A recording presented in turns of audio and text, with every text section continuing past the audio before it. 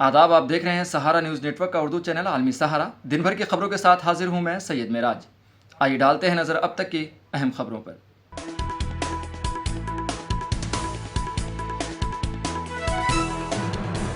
Opposition के हंगामा आराई के सबब मरकज़ी हुकूमत ने वापस लिया अपना फैसला। यूपीएससी को लेटरल एंट्री के इश्तहार पर रोक लगाने की दी हिदायत। बदलापुर के एक स्कूल में सामने आया जिनसे हिरासान किए जाने का मामला। रेलवे स्टेशन पर मुजाहिरा, ट्रेनों की आमदोरफ्त मुतासिर। दिल्ली के वज़ीर आला अरविंद केजरीवाल को राहत नहीं, 27 अगस्त तक बढ़ी अदालती हिरासत।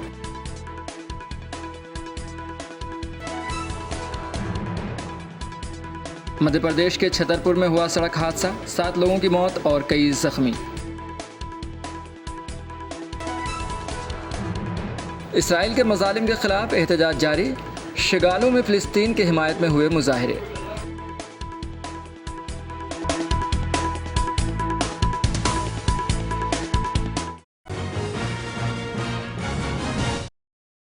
मरकज़ी हुकूमत लेटरल एंट्री पर अपना फैसला वापस ले लिया है। मंगल के रोज़ हुकूमत ने यूपीएससी को हिदायत दी है कि 17 अगस्त को उसने जो इश्तिहार जारी किया था उस पर रोक लगाए। दरअसल इश्तिहार के जारी होते ही अपोजिशन ने सख्त रद्द-ए-अमल का इजहार किया। एनडीए के हलीफ जमातें जेडीयू और एलजेपी भी इस फैसले के खिलाफ आ गई थीं, जिसके बाद मोदी हुकूमत को अपना फैसला तब्दील करना पड़ा। अपोजिशन का इल्ज़ाम है कि हुकूमत इस बहाने से रिजर्वेशन ख़त्म करना चाहती है। इस सिलसिले में इश्तिहार पर रोक लगाने के लिए मरकज़ी वज़ीर मुमलिकत डॉक्टर जतेंद्र सिंह ने यूपीएससी के चेयरमैन को ख़त लिखा है।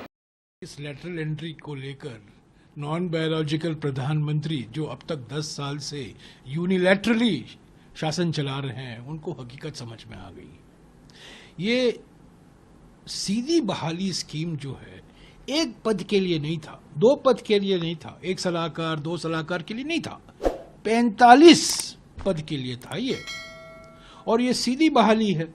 जॉइंट सेक्रेटरी, डायरेक्टर, ये सब जो पदें होती हैं वो यूपीएससी के माध्यम से रिक्रूटमेंट होता है। आप एग्ज़ाम देते हो, कोचिंग सेंटर जाते हो, आईएएस में भर्ती होती हो, ऑल इंडिया सर्विसेज में भर्ती होती हैं, और उसके बाद ये अपॉइंटमेंट किया जाता है। पर पहली बार एक साथ, जिसको कहा जा सकता है ना, ये मास लैटरल एंट्री था। 45 पद की एक विज्ञापन निकाला गया। तो ये सवाल उठाया गया, राहुल जी ने सवाल उठाया, खरगे जी ने सवाल उठाया, अन्य इंडिया जनबंधन के नेताओं ने सवाल उठाया, क्या ये इस संविधान पर आक्रमण नहीं है? आरक्षण कहाँ है? एक व्यक्ति की नियुक्ति करते हो, 2 पद, 1 सलाहकार बनाते हो, उसमें आरक्षण की बात आती है कि नहीं, इतना महत्व नहीं रखता है। पर जब आप 45 लोगों को एक साथ सीधी बहाली करा रहे हो सरकार में, केंद्र सरकार में, तो ये सवाल तो निश्चित उठेगा। और राहुल जी ने उठाया। ये एक दरवाजा खोल रहा था। देखिए, पिछले 4 साल से कुछ मेरे ख्याल में 50 या 65 लोग ऐसे हैं जो लेटरल एंट्री से आए हैं। पर पहली बार एक साथ 2 दिन पहले एडवर्टाइजमेंट निकाला गया यूपीएससी, और यूपीएससी तो बिना सरकार के अनुमति के बिना तो कुछ करेगा नहीं, तो ये सरकार के निर्देश पर ही तो किया गया था।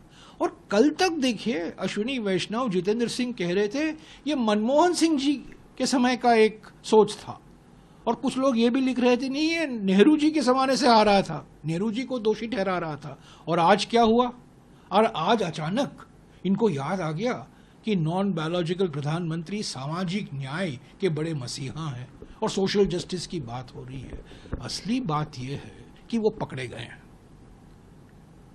क्योंकि वो आक्रमण कर रहे थे। आरक्षण को खत्म करने का ये पहला कदम था।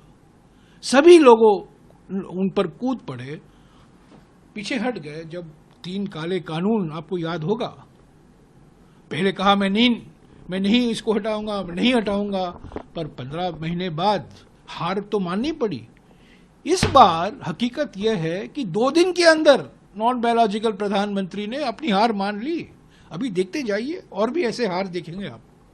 क्या किसको इसको, क्या उन पार्टियों की भी नहीं, ये विपक्ष, ये सामाजिक न्याय की जीत है, ये संविधान की जीत है, ये अनुसूचित जाति, अनुसूचित जनजाति, ओबीसी वर्गों की जीत है। एक व्यक्ति की जीत हम उठाए थे। राहुल जी ने मुद्दा उठाया, खरगे जी ने मुद्दा उठाया, अन्य नेताओं ने यह मुद्दा उठाया, पर असली बात यह है कि ये संविधान की जीत है, सामाजिक न्याय की जीत है, आरक्षण की जीत है। सबसे पहले जो है इशू को हम लोगों ने उठाया है और जानकारी हम लोगों ने दिया। ये लेटरल एंट्री के बहाने ये लोग आरक्षण को समाप्त करना चाहते हैं और संविधान के खिलाफ ये लोग काम कर रहे हैं। हम लोग शुरू दिन से ही बोलते रहे हैं कि भाई ये लोग आरक्षण विरोधी हैं, SC ST विरोधी लोग हैं और ये लोग किसी भी कीमत पे नहीं चाहते हैं कि SC ST समाज जो है सचिवालय में बैठे। ये लोग चाहते हैं कि शौचालय में बैठे भाजपा के लोग, नरेंद्र मोदी जी, इनकी सरकार, नीतीश कुमार जी हो, चिराग पासवान हो, जीतन राम मांझी हो, ये लोग सब लोग जो है टुकुर टुकुर देख रहे हैं। इनकी सरकार जो है इस तरह का काम किया जा रहा है। आपका सिविल सर्विसेज है, आयोग बना हुआ है, उसके ज़रिए UPSC है, सब चीज़ है, IAS IPS की बहाली का प्रक्रिया है, उसके थ्रू होता है, परीक्षा होती है, उसमें आरक्षण के प्रावधान दिए गए हैं और ये लोग लेटरल के बहाने जो है आरक्षण को ही ख़त्म कर देना चाहते हैं। बताइए, बिना किसी परीक्षा के, बिना किसी आरक्षण के IAS और IPS भर्ती हो जाएंगे? यानी ये पूरा जो है संघ के लोगों को जो है भरने का प्रयास किया जा रहा है। इसका हम लोग पूरा कड़ा विरोध करते हैं और दुख की बात है कि ये देखिए, एक बार ही नहीं, सिर्फ लेटरल एंट्री की बात ही नहीं, सिर्फ IAS IPS की नहीं, ये एग्रीकल्चर कृषि विभाग ने जो है ये चिट्ठी निकाली है और इस चिट्ठी में साफ तौर पे देखिए वैकेंसी नोटिफिकेशन, यानी एकल पत्र के बहाने जो है इन लोगों ने जो है आरक्षण खत्म करने का प्रयास किया है। इस पर साफ तौर पे लिखा है, all the vacancies are unreserved, reservation orders are not applicable. ये तो हर जगह, ये हर डिपार्टमेंट में हो रहा है और हमको तो बड़ा दिक्कत हो रहा है। OBC शिवराज चौहान जो है OBC कैटेगरी से आते हैं, वो खत्म कर रहे हैं। नरेंद्र मोदी जी अपने आप को पिछड़ा का बेटा बोलते हैं, शिवराज चौहान पिछड़ा का बेटा बोलते हैं और ये हर जगह आरक्षण खत्म किया जा रहा है। ये लोग संघ के इशारे पे काम कर रहे हैं और संघ के लोगों को भरना चाहते हैं इन सब जगहों पर। जितना भी महत्वपूर्ण पद है, जहां डिसीजन मेकिंग, पॉलिसी मेकिंग होता है, वहां ये लोग नहीं चाहते हैं कि कमजोर तबका जो है, जो रिजर्व कैटेगरी में जो लोग आते हैं, पिछड़े हों, अति पिछड़े हों, दलित हों, आदिवासी हों, ये लोग जो है अहम पद पर ये लोग बैठे। ये खत्म करने की साजिश है। और चिराग पासवान क्या कर रहे हैं, जीतन राम मांझी क्या कर रहे हैं? इनके बदौलत सरकार है, टुकुर टुकुर देख रहे हैं लोग। इन लोगों को तो त्याग दे देना चाहिए, इस्तीफा दे देना चाहिए। और मांझी जी क्रीमी लेयर का सपोर्ट करते हैं, क्या बात है? तो आप अपने बेटे को अपने क्यों बैठे?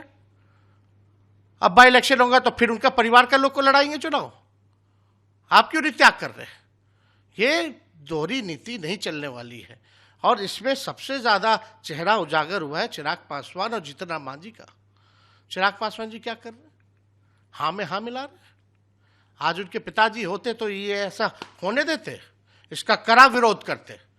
रामविलास पासवान जी ने माइनॉरिटी के सवाल पर इस्तीफा देने का काम किया था। चिराग पासवान क्या कर रहे हैं? खाली मलाई खा रहे हैं सरकार में बैठ करके। बंगला दे देगा, सिक्योरिटी दे देगा, उसी में ये लोग खुश हैं। घर बर्बाद कर दिया, अब ये लोग संविधान को खत्म कर रहे हैं, ये लोग टुकुर टुकुर देख रहे हैं। तो देश की जनता देख रही है, दलित समाज, आदिवासी समाज देख रहे हैं इन नेताओं को और समय पर इन लोगों को सबक सिखाने का काम करेगा। भारतीय जनता पार्टी देश में आरक्षण को खत्म करना चाहती है। पूरे लोकसभा के चुनाव के दौरान हम लोगों ने एक एक रैलियों में, सभाओं में देश की जनता को जागरूक किया और यही कारण था कि बीजेपी 240 पे रुक गई। 400 तो छोड़िए, अगर 300 भी आ जाता तो आज भारत का संविधान खत्म करने की प्रक्रिया शुरू हो जाती, आरक्षण खत्म करने की प्रक्रिया पूरी तरीके से शुरू हो जाती। आपने इनको 240 पर रोका, लेकिन बीजेपी अपनी हरकतों से बाज नहीं आ रही। इनका एकमात्र मकसद है आरक्षण को खत्म करना। सफाई कर्मियों का आरक्षण आउटसोर्सिंग करके खत्म कर दिया।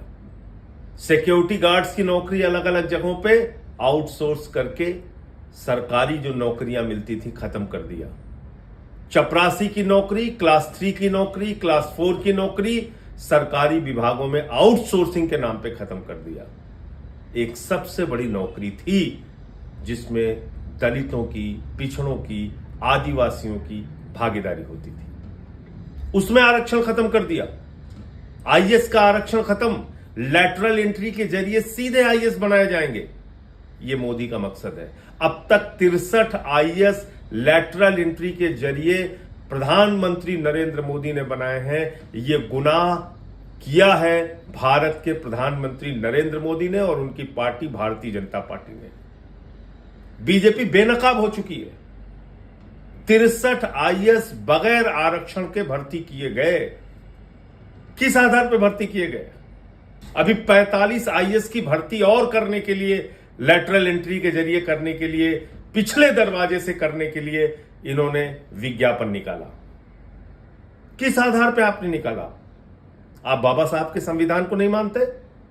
आप भारत की आरक्षण व्यवस्था को नहीं मानते? आप देश में आरक्षण को खत्म करना चाहते हैं? दलितों, पिछड़ों, आदिवासियों, अल्पसंख्यकों का हक छीनना चाहते हैं? तो इसलिए जरूरी है जागना, देश को जगाना। आज मजबूरी में आप सब ने इतना हल्ला मचाया, तो मजबूरी में अभी यह पता चल रहा है कि फौरी तौर पे लैटरल एंट्री करने का आदेश रद्द किया जा रहा है। लेकिन सावधान रहिएगा, मकसद है आरक्षण को खत्म करना। और एक एक चीज का हिसाब मांगिएगा। 69,000 शिक्षक भर्ती में क्या हुआ उत्तर प्रदेश में? 18 से 20,000 पिछड़े वर्ग के लोगों की नौकरी मारी गई, जिसमें अब राहत मिली कोर्ट से। क्या हुआ विश्वविद्यालयों के मामले में?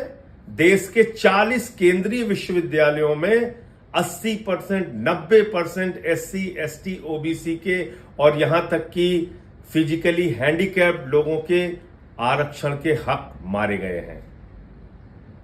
वो पद खाली पड़े हुए हैं।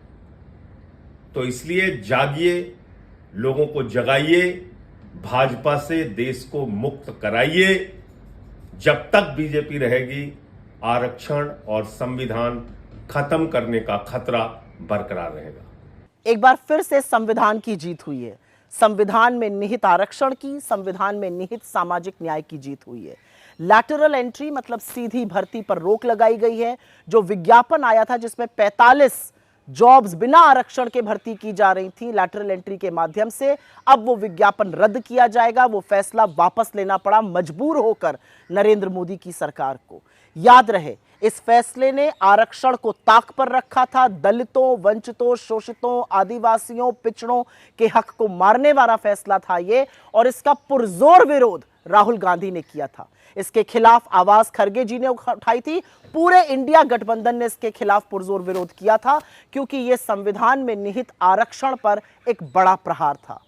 नरेंद्र मोदी जी, क्रेडिट लेने की बिल्कुल भी कोशिश मत करिएगा, क्योंकि यह साजिश, यह फैसला आपकी नाक के नीचे लिया गया था। ये पूरा षड्यंत्र आपकी नाक के नीचे गठित हुआ था।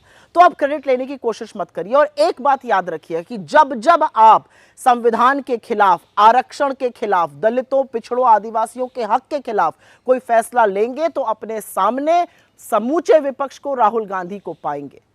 एक बात और कहना चाहती हूं, अब आदत डाल लीजिए, आपके हर गलत फैसले को हम वापस कराकर ही मानेंगे। फिर वो चाहे वक्फ बोर्ड का फैसला हो, वो ब्रॉडकास्टर्स बिल हो, या अब ये जो आपने असंवैधानिक तरीके से नौकरी बांटने की सोची थी, आरक्षण को खत्म करने की साजिश रचकर। एक बात तो सच है, झुकती है दुनिया, झुकाने वाला चाहिए। और जब सामाजिक न्याय के ध्वजवाहक खुद राहुल गांधी और खुद इंडिया ब्लॉक उठ खड़ा हो आपके आरक्षण खत्म करने की साजिश के खिलाफ, तो फैसला तो वापस आपको लेना ही था। प्रधानमंत्री जी ने सोशल जस्टिस को ध्यान में रखते हुए एक महत्वपूर्ण निर्णय लिया है कि जो पिछले 3-4 दिनों से एक लैटरल एंट्री का विषय चल रहा था, उसके लिए अभी हमारे जो पीएमओ में राज्य मंत्री हैं, डीओपीटी भी देखते हैं, डॉक्टर जितेंद्र सिंह जी ने एक पत्र लिखा है यूपीएससी को कि जब तक रिजर्वेशन के पूरे प्रावधान नहीं हो जाते हैं, तब तक आप इसको विड्रॉ करिए। ये दर्शाता है कि प्रधानमंत्री जी सोशल जस्टिस के लिए कमिटेड हैं। यद्यपि ये बात सही है कि लेटरल एंट्री कांग्रेस के जमाने से शुरू हुई और वो अव्यवस्थित एक व्यवस्था थी जिसको मर्जी आए उसको बना देते थे, जिसमें बहुत से ऐसे उदाहरण हैं, डॉक्टर मनमोहन सिंह जी से लेकर के ऐसे बहुत से उदाहरण दिए जा सकते हैं।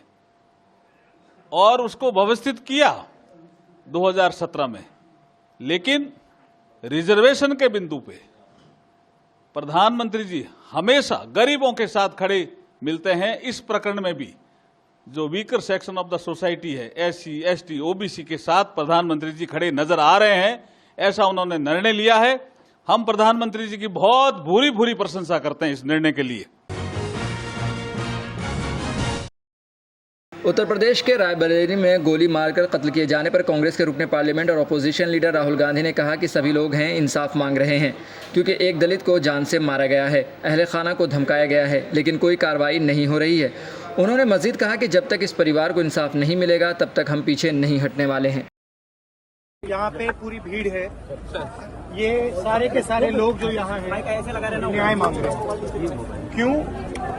क्योंकि एक दलित युवा को जान से मारा गया, धमकाया गया है, पूरे परिवार को धमकाया गया है, एक व्यक्ति को मारा गया है और यहाँ कोई कार्रवाई नहीं हो रही है। जो मास्टरमाइंड है जिसने करवाया है उसके खिलाफ कोई कार्रवाई नहीं हो रही है। एसपी यहाँ के मास्टरमाइंड पर कार्रवाई नहीं कर रहे हैं, छोटे छोटे लोगों को पकड़ रहे हैं, इसीलिए यहाँ पे लोग गुस्सा है। मैं चाहता हूँ कि उत्तर प्रदेश में हर वर्ग की इज्जत हो, हर वर्ग की रिस्पेक्ट हो और न्याय सबको मिले, इसलिए मैं यहाँ आया हूँ और हम इस मामले को नहीं छोड़ने वाले हैं। जब तक इस परिवार को न्याय नहीं मिलेगा तब तक हम पीछे नहीं हटने वाले। क्या बात हुई है?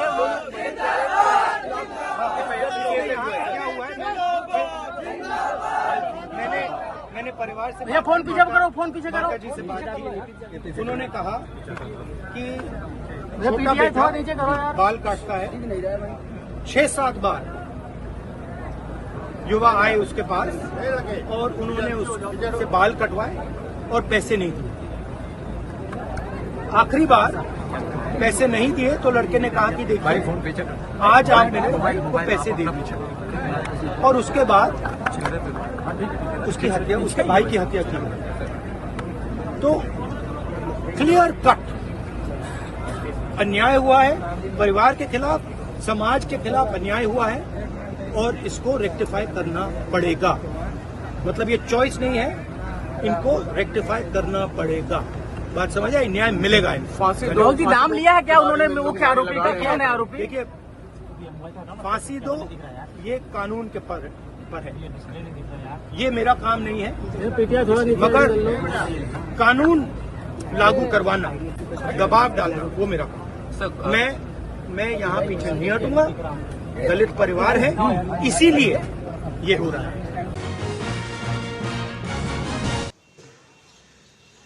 मगरबी बंगाल के आरजी केयर मेडिकल कॉलेज और अस्पताल में इज्तिमाई इस्मत तरेज़ी और कत्ल के खिलाफ एहतजाजी मुजाहरे जारी हैं। इस शर्मनाक वाक़े पर मरकज़ी वज़ीर धर्मेंद्र प्रधान ने कहा कि इस मामले की जितनी मजम्मत की जाए कम है। रियासत हुकूमत का रवैया बहुत ही अफसोसनाक रहा है। सुप्रीम कोर्ट ने नोटिस लिया है और सुनवाई चल रही है। देखिए, ये काम सरकार की सहज निगरानी से होनी चाहिए, जिम्मेवारी से होनी चाहिए। जो कोलकाता में आरजी कर हॉस्पिटल में हुआ, इसको कितना भी कठोर शब्द में निंदा किया जाए, भर्त्सना किया जाए, ये कम पड़ती है। जो क्षति हुई है, उस परिवार को जो क्षति हुई है, समूचा समाज को जिस प्रकार से आघात हुई है, विशेष करके हम 21वीं सदी में महिलाओं को कैसे दिखते हैं, कैसे व्यवहार करते हैं और सरकारें उसके प्रति कैसे संवेदनशील होती है, यहाँ की स्थानीय सरकार की जो रवैया रहा है, ये बहुत ही चिंताजनक विषय है। सुप्रीम कोर्ट ने ये सारा विषय को संज्ञान में लिया है। उस पर सुनवाई अभी भी सुप्रीम कोर्ट में चली रही है। लेकिन मैं इतना ही कहूंगा, एक सभ्य समाज में यहाँ का सरकार जिस ढंग से व्यवहार किया है, ये बहुत ही चिंताजनक और खतरनाक विषय है। कोलकाता मामले के बाद महाराष्ट्र में भी जिनसे हरासानी का मामला सामने आया है। खबर के मुताबिक महाराष्ट्र के बदलापुर के एक स्कूल में तालबा के साथ जिनसी हरासानी का मामला सामने आया, जिसके खिलाफ बदलापुर रेलवे स्टेशन पर एहतजाजी मुजाहिरा चल रहा है। इस मामले में महाराष्ट्र के वजीर तालीम दीपक केसरकर ने भी बयान दिया है। दूसरी जानिब ट्रेनों की आमदोरफ्त भी मुतासिर हुई है। जो भी इंसिडेंट्स अंबरनाथ में हुआ बहुत ही बुरा हो गया है। हमारी पूरी मशीनरी एक्टिवेट हो गई है। हमारे जो हमने इंस्ट्रक्शंस दिए थे, आज मेरे डिपार्टमेंट में 4 IAS ऑफिसर है, सब लोग पुणे से मुंबई से सब लोग इकट्ठा है। हमारी पूरी जो मशीनरी है महाराष्ट्र की एजुकेशन डिपार्टमेंट की, वो पूरी ऑनलाइन थी। मैं आपके लिए बात करने इसलिए मैं यहाँ पे आ गया, लेकिन 8 महीना पहले मैंने मीटिंग ली थी कि बच्चे सुरक्षित रहे, इसीलिए हमने सखी सावित्री समिति का गठन किया है। वो अच्छी तरह से काम करे ताकि अपने बच्चे सुरक्षित रहे। इसके बारे में मेरे क्लियर कट इंस्ट्रक्शंस थे। आज भी मैंने वीसी पे बोला है कि जिन्होंने ये समिति स्थापन नहीं की है उन पे कार्रवाई की जाएगी। हालांकि उनका दोष नहीं है, इस इंसिडेंट में दोष नहीं है, लेकिन ये इंसिडेंट उनके जिले में हो जाता तो वो दोषी पाए जाते। दूसरी चीज ये है कि हमने सीसीटीवी कंपलसरी किया है हर स्कूल में। यहाँ पे ऐसे ये हुआ है कि ये सीसीटीवी बंद था, तो हमने ये भी हम लोग एक इंस्ट्रक्शन निकाल रहे हैं, GR निकाल रहे हैं कि सीसीटीवी सिर्फ बिठाने से काम नहीं चलेगा, उसको ठीक ढंग से उसकी मरम्मत करना ये भी स्कूल की जिम्मेदारी रहेगी। इसमें जो 4 टीचर्स थे मतलब 2 टीचर है, एक हेडमास्टर है, एक क्लास टीचर है और 2 असिस्टेंट है जो बच्चों को देखती थी, क्योंकि वे प्री प्राइमरी के बच्चे थे, KG जूनियर KG वाले बच्चे थे, तो उनको भी सस्पेंड किया गया है और उस स्कूल को भी नोटिस दिया गया हुआ है। और एक ऐसे पाया गया था कि ये जो इंसिडेंस हुआ वो 13 से 16 तक हुआ था और 18 तारीख को इसके 13 से 16 तक हुआ था और 18 को जब कंप्लेंट दी गई तो 12 घंटे तक इसका कुछ कॉग्निजेंस नहीं लिया गया, इसलिए वहां की जो सीनियर PI है उनको ट्रांसफर किया गया है।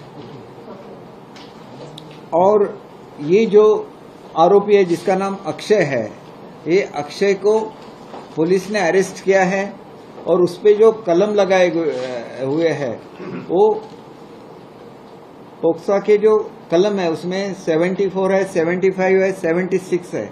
अगर इकट्ठा ये प्रूव हो जाता है तो इसको कुल मिला के 13.5 साल की सजा हो सकती है।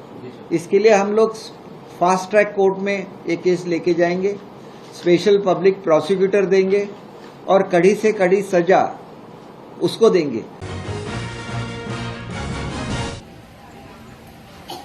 मध्य प्रदेश के छतरपुर में हादसा पेश आया है। खबर के मुताबिक NH 39 पर हुए सड़क हादसे में 7 लोगों की मौत हो गई और कई जख्मी बताए जा रहे हैं। SP छतरपुर अगम जैन ने बताया कि खजुराहो झांसी हाईवे पर यह हादसा हुआ है। एक ऑटो टैक्सी बागेश्वर धाम की तरफ जा रही थी, जिसके ट्रक से टकरा जाने की वजह से यह हादसा हुआ। 7 लोगों की मौत हो गई है और 6 अफराद जख्मी हैं।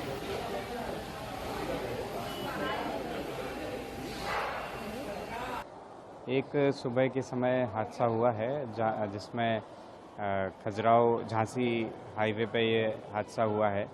एक ऑटो टैक्सी थी जो कि महोबा रेलवे स्टेशन से बागेश्वर धाम तरफ जा रही थी, उसमें कुछ लोग थे और ट्रक से टकराने के कारण ये हादसा हुआ है और इसमें 5 लोगों की ऑन द स्पॉट डेथ हुई और बाकी लोगों को इलाज के लिए लाया गया।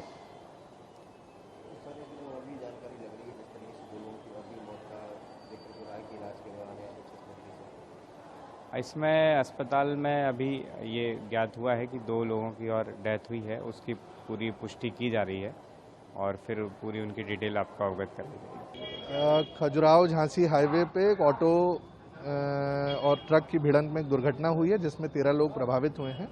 7 लोग की मृत्यु हो गई है मौके पे और 6 लोग अभी घायल हैं। 4 लोग को हम अधिक उपचार के लिए ग्वालियर रेफर कर रहे हैं। जो मृत्यु हुई है जिन 7 लोगों की, उनको तत्काल आर्थिक सहायता हम मुख्यमंत्री सहायता कोष से प्रदान कर रहे हैं एवं घायल लोगों को भी आर्थिक सहायता हम आज ही प्रदान कर देंगे। जो इनके परिजन हैं सबको सूचना दे दी गई है और सभी की आगे की गतिविधियां चालू हैं।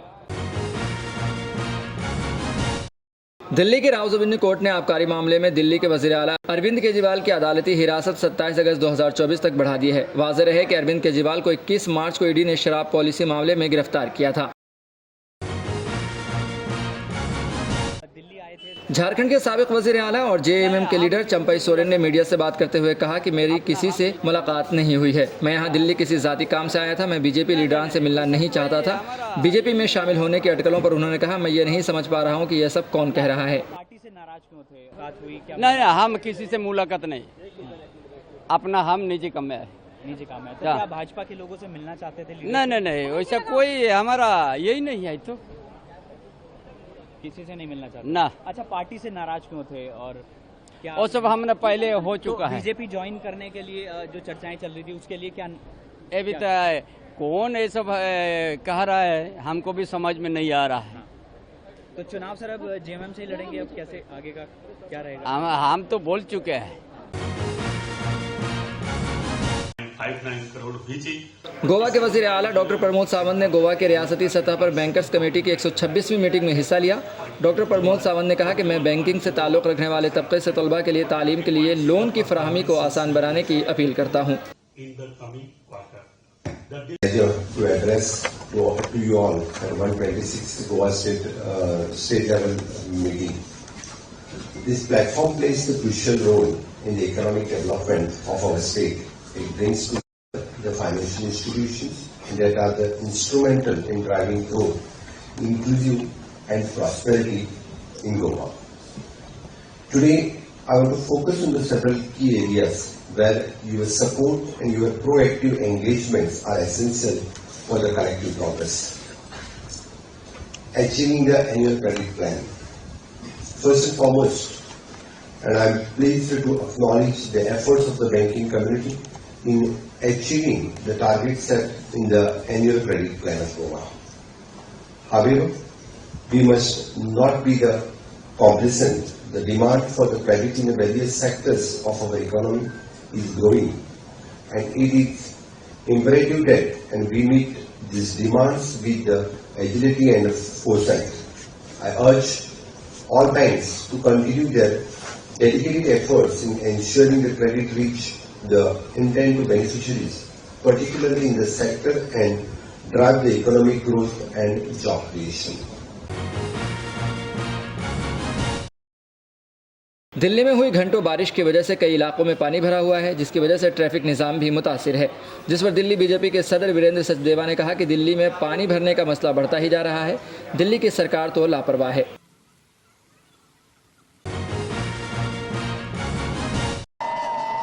इसराइल के मजालिम के खिलाफ दुनिया भर में एहतजाजी मुजाहरे जारी हैं।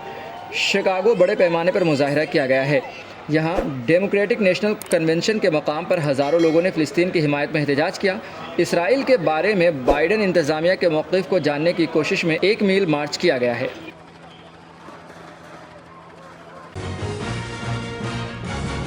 फिलहाल खबरनामे में इतना ही। हमें दीजिए इजाज़त और ताज़ा तरीन खबरों के लिए देखते रहें आलमी सहारा।